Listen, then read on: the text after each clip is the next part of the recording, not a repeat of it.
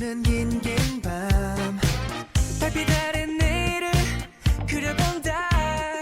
오늘은 오늘이고 내 걱정은 집어치워.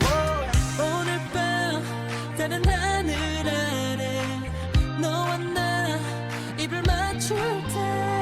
So come on now and tell everybody, come on now and let's rock this party. Over and over again, over and over again. 하늘 가득한 별들도 남아 춤추는 바람도 꿈과 현실은. Good day mga paps! Punta tayo ngayon sa Suri Central. Let's go!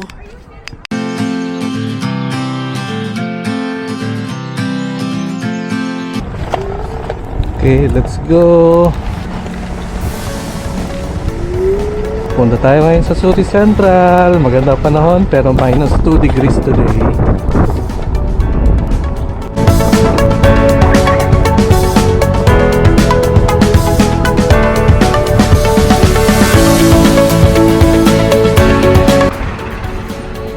Kailangan ko pala yung gloves today.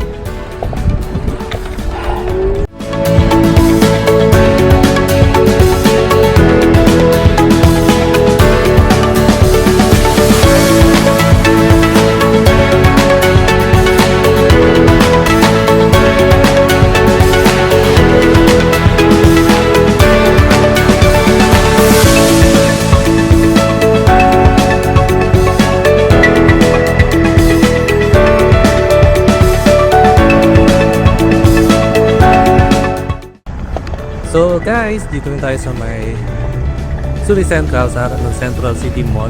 Ito sa likuran ko. Dito sa malapit na kami dito. Kung tutusin, wala pang 10 minutes nag-bike ako galing sa school. So around 5 to 7 minutes lang pag naka-bike or scooter. So dito mo makikita yung bus interchange doon sa likuran ko. Yun. At nandyan din yung City Hall.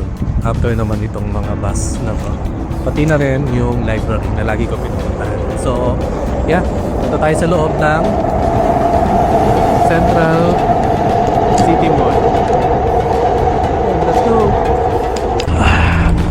Pasok tayo sa mall. Dala tong scooter.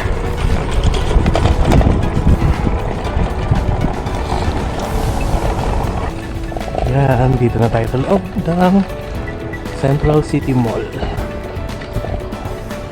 Daan tayo dito sa ramp kasi mabigat din tong scooter. Turn off na natin. Isusi nga pala to, oh.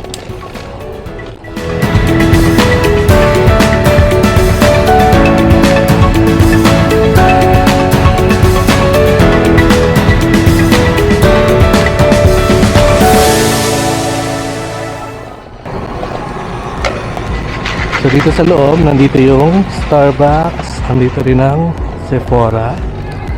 At pag diniretso naman natin to, yung dulo na yon is gym. Tapos punta tayo dito sa may Tim Hortons. So dito na tayo sa Tim Hortons, ang kape ng Canadian. So, kunin lang natin, in-order natin online. Puro Pilipino halos na mag-work dito eh.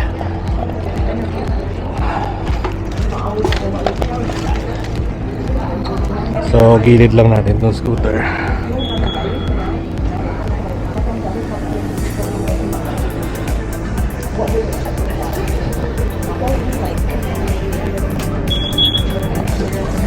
Rizal, yeah. Thank you. Salamat. Hello po. Kilala na nila ako. Lagi kasi ka bumipili dito eh. So, kumuha lang tayo ng iced coffee with extra cream. Lakad-lakad muna tayo. So, lakad-lakad muna tayo dito. And kahit minus 2 degrees ngayon, iced coffee is life. So, sarap pumunta dito sa mall kapag wala masyadong tao. Tipid din kasi wala kang mabibili dahil sarado pa yung mga stores. Pero maya-maya lang na konti. magbubukas na yung winners.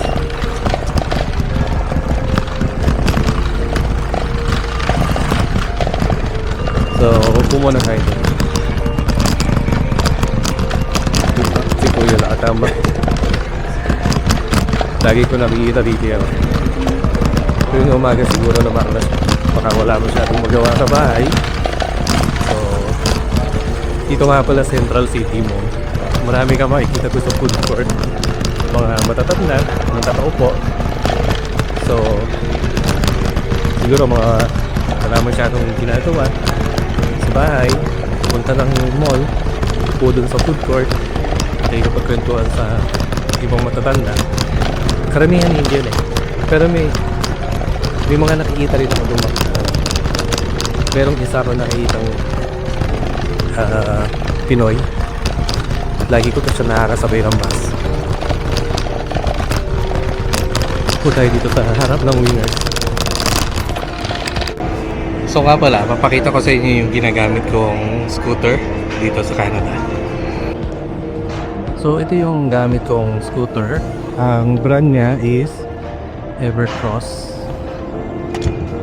Ang model niya is H5. Nabili ko lang to sa Amazon ng mga 600. Ay hindi, almost 700 I think. So single motor lang siya. Medyo malaki. Ito ginagamit ko pang hatid sundo sa anak ko kapag walang ulan. Pero kapag medyo malakas yung ulan, hindi ko siya ginagamit. Pero kung mahinang ambon lang, ginagamit ko siya. So nasa harap yung anak ko, sa likod ako, kaya kaming dalawa. 10 years old na yan ako eh. And solid tire na rin siya, malaki yung gulong. Yung ilaw niya okay naman, pero nakukulangan ako sa ilaw. Pero may ilaw yung gilid, saka yung ilalim. So try natin. So disusi nga rin pala to. So minsan kapag nasa labas ako, pinapark ko sa labas, tinatanggal ko yung susi. Tapos yan yung odo niya. Pag pinress mo to, meron siyang ilaw doon sa ilalim. Ito yung sa harap. At yung sa ilalim naman, ayun. So ginagamit ko siya sa gabi. Okay, kahit makulim din. Tapos may ilaw yung likod. Siguro ginagamit ko ito almost 2 years na rin. Magto 2 years na ngayon July. Medyo malapa din tong matawag dito. Basta yan tapakan. At naya-adjust mo rin to up and down. Actually may upuan to. Dito nakalagay yung upuan. Pero tinanggal ko kasi para maisakay ka anak ko. Pwede ko naman ikabit actually. Kaya lang kung nakaupo ako at nasa harap yung anak ko, hindi ko makikita yung daan.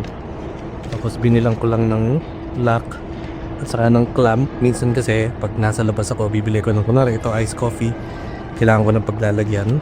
At nilagyan ko rin ng extra ilaw dito. Di battery lang naman to, kaya lang naglag na. Tapos ito yung nilalagyan ko ng camera. So yan, very reliable. Almost 2 years ko na rin ginagamit. Panghatid sundo sa school. At pang ikot-ikot na rin. Kasi kapag ganitong paghahatid ko sa bata sa school,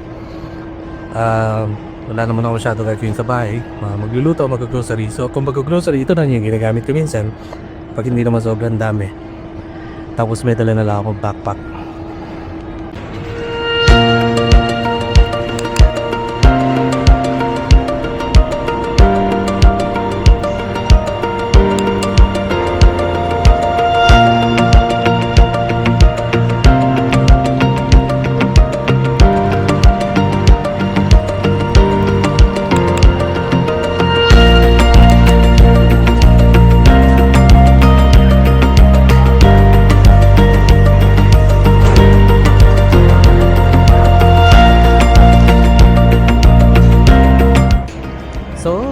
Yun lang for today's video. Pinakita ko lang sa inyo yung aking scooter at syempre nag-ikot-ikot na rin ng kaunti. So thank you for watching. Please subscribe to my YouTube channel and follow me on Facebook. Hintayin natin mag-open yung winners. Yun lang. Bye bye.